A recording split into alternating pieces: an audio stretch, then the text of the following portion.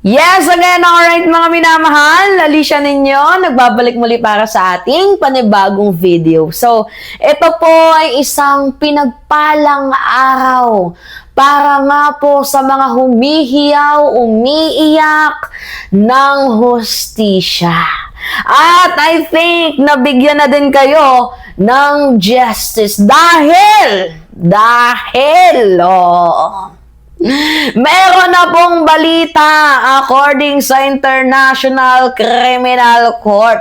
Nireject na po ang appeals ni former President Duterte tungkol nga po dito sa jurisdiction. Kasi dati ang dami nilang ginagawa eh. Una, palusot nila, matanda na si Digong. So, he need to bring back daw sa Pilipinas. Pangalawang attempt nila is patalsikin yung judge kasi bias daw. Pinangakuan pa nga, 'di ba? Sabi ni Kaufman, makakauwi itong si Digong. Madami pa siyang sinasabi, 'di ba noon? Kung matatandaan ninyo, na wala naman daw pong reaksyon itong ICC, 'di ba, sa mga sinasabi niya. So parang binigyan niya ng hope itong mga DDS, and after all that hope, the real winner here is si Kaufman. So sabi dito sa balita, mga minamahal, mukhang kailangan na po talaga ng tissue. Kailangan na po ng sobrang daming paper tissue ng mga DDS. Kaya pala I think nagkakaubusan yung mga tissue ngayon sa mall. Kasi ang ibang mga DDS nag-hoard kasi ang dami nilang iniyak. 'Di ba? So, ICC Appeals Chamber rejects Duterte appeal on jurisdiction. So, the Appeal Chamber of the International Criminal Court has rejected the appeal of former President Rodrigo Duterte that challenged the court's jurisdiction. In its ruling, the chamber said defense arguments were not enough to overturn or suspend the ICC's jurisdiction, allowing the proceeding to move forward. Move on na daw, mga DDS. Kasi nandun pa din yung hope nila. Kumakapit sila, mga minamahal, sa hope. 'Di ba na, 2019, umalis na tayo. 'Di ba? Baka naman pagbigyan nyo kami kasi 2019 umalis na kami, nag-withdraw na kami.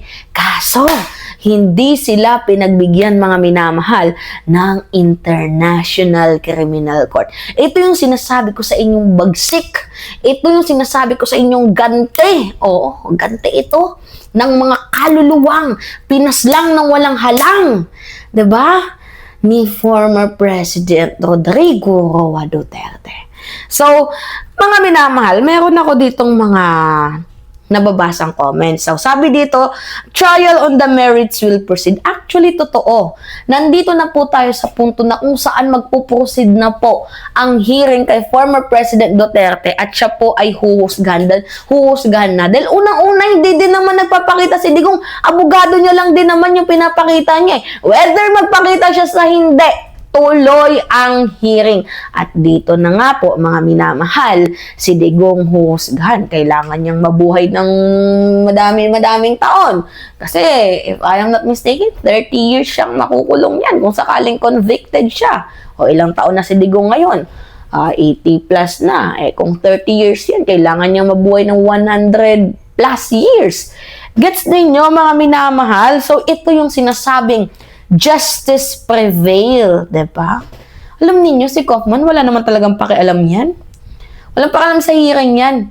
May pakialam siya sa bayad. And the real winner also here is walang iba, kundi itong si Sara Duterte, because this proceeding, this appeal of the International Criminal Court in terms of jurisdiction, pwedeng magamit ni Vice President Sara Duterte sa kampanya sa 2028 if ever man na hindi siya ma-impeach or malusutan niya ang impeachment. Kasi gagawin niya tong paawa effect.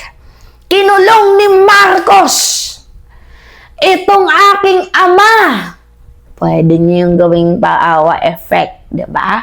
At kung maawa ang Pilipino, may chance na manalo si Sara Duterte sa kanilang ginagawang pa-victim effects.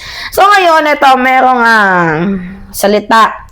Ito nga pong mga minamahal si, tawag dito,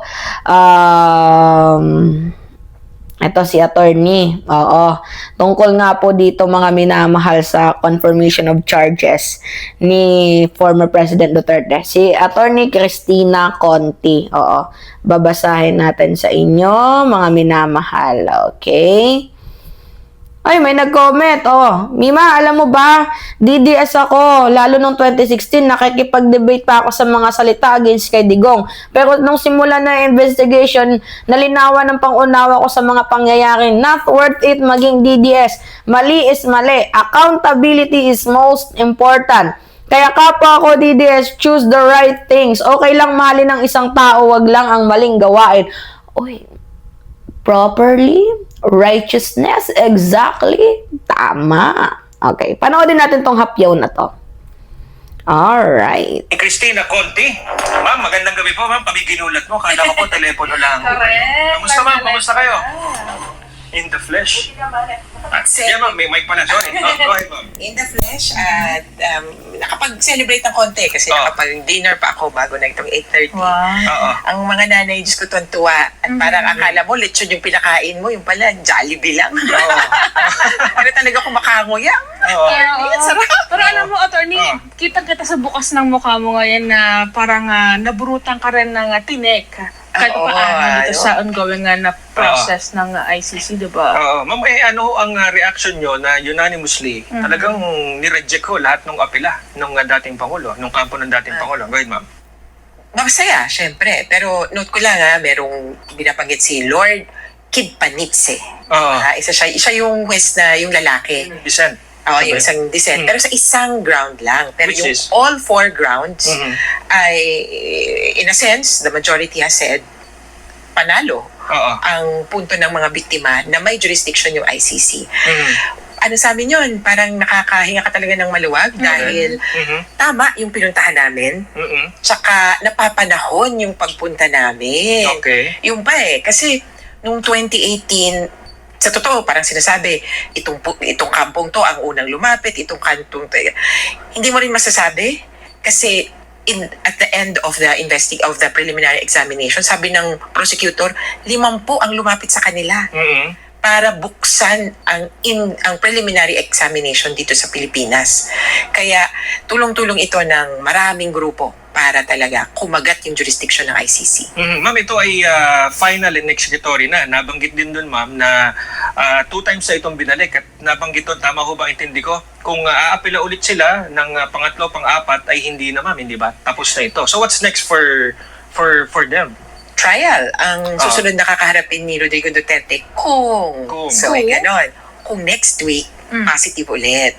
So, kanina binabanggit ko nga, parang alam niyo yung last 2 minutes sa basketball o kung anumang game o maski sa football yung alam mong panalo ka na pero kailangan mo pang maubos yung oras o kaya particularly kailangan natin ng desisyon patungkol sa confirmation of charges. So ito po yung, kung maalala natin, February, baka nakalimutan na ng mga tao. Ito pong decision kasi ngayon, wala siyang connection or direktang connection doon na nangyari noong February. Kasi noong February, ang tanong ay, may sapat bang batayan para ipagpatuloy yung kaso, para mag-trial? Ang decision dyan, next week. Next week. So yun yung kumbaga ending, malalaman mong go na talaga tayo sa championship na tayo. Ma'am, go ahead. Pero sa ngayon, attorney, Pero anyway, nagets ninyo mga minamahal. Well, what do we expect next week? I think may basihan na. Oo, para mag-proceed ang trial. Kumbaga sa impeachment nga ni Sara Duterte, total, di din naman umaate itong si Sara Duterte, may basihan na. Oo, para mag-proceed ang trial. So, I think magpapakita niya dyan si Arturo Las Cañas, Edgar Matubato, 'di ba? At si Trillanes, posible. Oo, na mag-testify sa International Criminal Court, 'di ba? Tungkol nga po dito kay former President Rodrigo Roa Duterte, kasama sila Rui Magarma, kasama sila tawag dito, iba pang mga biktima ng napakadugong killings ng war on drugs ni former President Rodrigo Roa Duterte. So, 'di ba? Habang naaligaga ang mga DDS, 'di ba, sa impeachment ni Sara Duterte, nagsabay-sabay ang kanilang mga luha dahil mukhang si Sara magkakaroon na ng probable cause dahil ang daming nabanggit dito nga po sa hearings ni former President ni Vice President Sara Duterte tungkol sa joint account nila, yung 6 billion I think, 'di ba? Ang dami pang na-reveal ni Trillanes sa 2 billion na drug money, ang dami.